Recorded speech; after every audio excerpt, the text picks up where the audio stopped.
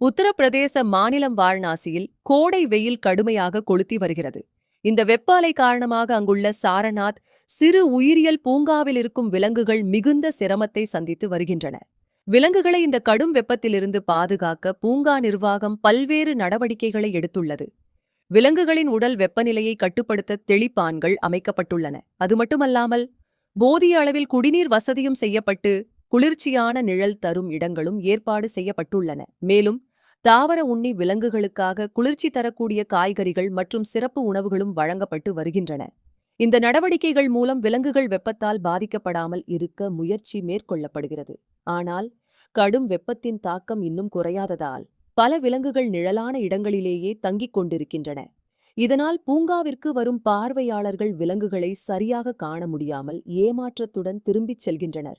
விலங்குகள் வெளியே வரவே இல்லை, எதையும் பார்க்க முடியவில்லை என்று பார்வையாளர்கள் கவலை தெரிவிக்கின்றனர். பூங்கா நிர்வாகம் எடுத்துள்ள முயற்சிகள் இருந்தபோதிலும் இயற்கையின் கடும் வெப்பம் விலங்குகளின் இயல்பான நடமாட்டத்தை பெரிதும் பாதித்துள்ளது. கோடை வெயில் குறையும் வரை இந்த நிலைமை தொடரும் என எதிர்பார்க்கப்படுகிறது. RM news Tamil.